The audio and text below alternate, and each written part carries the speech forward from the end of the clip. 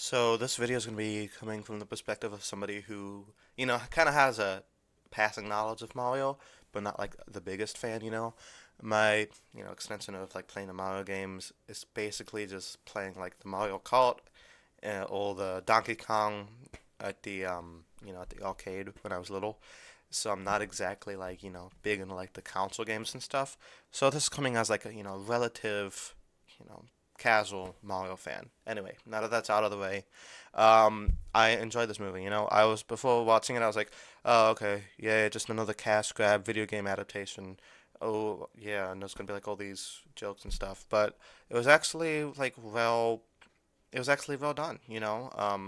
I think they did a really good job of making a movie that appealed to the people who's like stuck with this franchise for 40 years, while also relative newcomers, who like know who Mario is, but isn't like, a huge fan of the games. Like Momo, he doesn't really know what anything is. He's so cute. Anyway, so the voice cast, I was like, Chris Pratt as Mario, is that really the best choice? He doesn't really sound like Mario, but honestly, he did a pretty good job. I'm not gonna complain, no complaints here.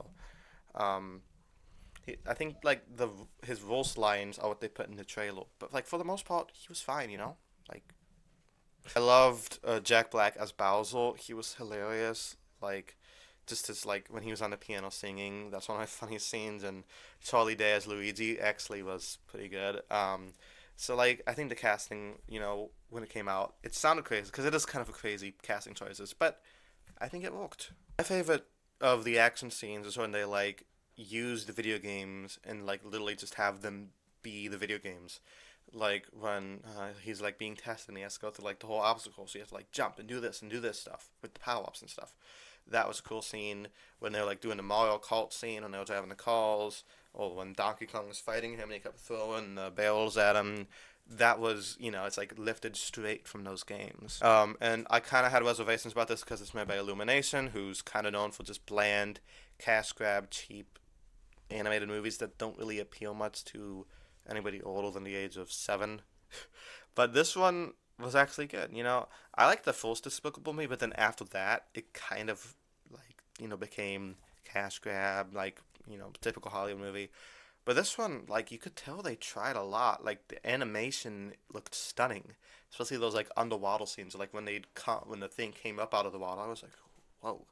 Like this movie does not need to look so good, but they did. They did it for us, right, Kitty?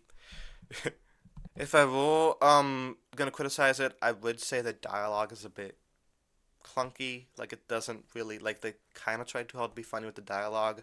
Well, most of the humor that really stuck for me was the visual humor, and I feel like they had a little bit too many characters. Like they tried to give like everybody such an important role in the story.